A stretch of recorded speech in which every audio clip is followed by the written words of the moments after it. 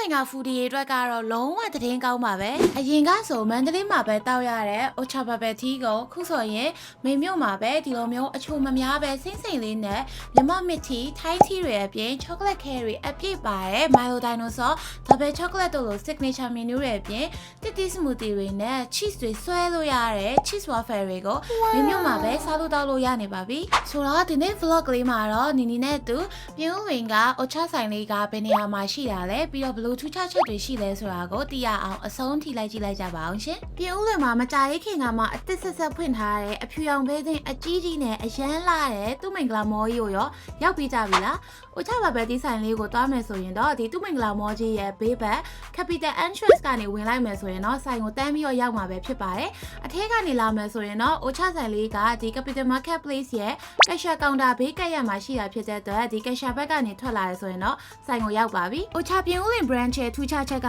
တော့နီတို့တခြားအိုချာဆိုင်တွေဆိုရင်ဆိုင်ကိုရောက်တာနဲ့အိုချာရဲ့ signature color ဖြစ်တဲ့လိမ္မော်ရောင်ကိုပဲတစ်ဆိုင်လုံးအပြည့်သုံးထားပေးတာကိုတွေ့ရမှာဖြစ်ပေမဲ့ပြင်ဦးလွင်ဆိုင်ခွဲမှာတော့ထူးထူးခြားခြားတောင်ပေါ် vibe ကလေးအပြည့်နဲ့လုံးဝဖိုင်းမှုလေးထင်းရှူ vibe ကလေးကိုခံစားရမှာဖြစ်ပါတယ်လုံးဝ chill လို့ကောင်းမဲ့နေရာလေး vibe ကလေးတစ်ခုပေါ့နော်ခုဆိုရင်နီတို့မေမျိုးရောက်ရင်လည်းအိုချာတောက်လို့ရပြီဆိုတော့အရန်ကိုအဆင်ပြေသွားပြီပေါ့နော်နီကတော့ဒီနေ့သူတို့ရဲ့ signature menu တွေကိုတောက်ခဲ့တယ်အိုချာကိုနေသဘောကျတာကကြတော့သူတို့ကိုယ်တိုင်လည်းဒီ9နှစ်10နှစ်ထိကို quality လုံးဝမလျှော့ပဲနဲ့ consistent ဖြစ်အောင်မြင်မြင်ရက်တည်လာတဲ့ local brand တစ်ခုဖြစ်တာနဲ့အညီကိုဒီလိုမျိုး local organic product တွေကိုအရန် promote လုပ်ပေးရဆိုတာကိုတော်တော်လေးတတိထားမိရဲသူတို့စီမှာရတဲ့မြန်မာ mix tea ဆိုတဲ့ menu လေးဆိုရင်နေတော့ဒီ motion data ထွက်လက်ဖက်6ကို organic စစ်မြန်မာ product ကိုတုံးထားပေးတာဖြစ်တဲ့အတွက်မြန်မာလက်ဖက်ရည်အနံ့အရတာမွေ့မွေ့လေးကို mix tea အနေနဲ့တောက်ရတာကတော်တော်လေးကိုစိတ်ကျေနပ်စရာကောင်းပါတယ်ပြီးတော့နေသဘောကျတာက menu ရွေးစရာစုံနဲ့ mix tea ဆိုရင်ဒီခဏကပြောသလိုမြန်မာ mix tea အပြင်ကိုထိုင်းတီးပါတောက်လို့ရ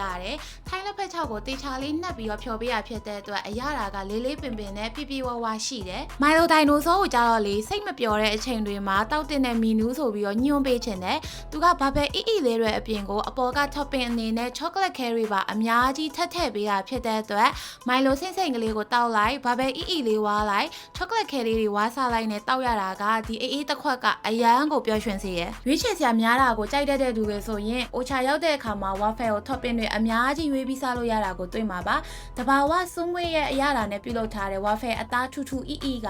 cheese topping လေးနဲ့အရန်လိုက်ဖက်တဲ့ cheese အမြင်တန်းကြီးရဲ့အရှည်ကြီးဆွဲပြီးတော့စားရတာလေးကတော့တကယ်အရတာပဲ waffle စားပြီးတော့နည်းနည်းဤသွားရင်တော့အရန်ပူတဲ့နေ့တွေမှာဆိုရင်ဒီတောက်နေကြမီနူးဖြစ်တဲ့ချိုချိုချင်းချင်းတရက်ဒီအရတာပြပြနဲ့နဲ့ mango smoothie လေးတစ်ခွက်လိုလာပါပြီသူ့ထဲမှာကလေပင်ဖိန်းဖက်လေးတွေပါတော့နေတို့ jelly လေးတွေစုပ်နေရတယ်လို့မျိုးခံစားချက်ကလေးကိုမှတရက်ဒီအရတာလေးအပြည့်အဝနဲ့မို့လို့ပူတဲ့နေ့တွေမှာဒီမီနူးလေးကတကယ်ကို recommend လုပ်ပါတယ်ကဲဆိုတော့ဒီနေ့ vlog လေးကိုတော့ပြင်ဦးလင်ကလူတွေရောတခြားမြို့တွေကနေပြီးတော့ပြင်ဦးလင်ကိုသွားလဲကြမယ်အိုချာဘဘယ်တီး fan တွေရောကြိုက်နှစ်သက်ကြလိမ့်မယ်လို့မျှော်လင့်ပါတယ်မိမြို့ကိုရောက်ရင်တော့သူ့မင်္ဂလာမောမှာ shopping လေးထွက်ရင်းနဲ့အိုချာဘဘယ်တီးဆိုင်လှလှလေးမှာသွားပြီးတော့စားရင်တောက်ရင် easy chill လို့ရပြီဆိုတဲ့အကြောင်းကိုဒီနေ့နေ sharing လေးလုပ်ပေးလိုက်ပါတယ်နောက်ထပ်လည်းပြင်ဦးလင် vlog တွေအများကြီးတင်ပေးသွားအောင်မှာဖြစ်တဲ့အတွက်ဆက်ပြီးတော့စောင့်ကြည့်ပေးကြပါဦး see you at next vlog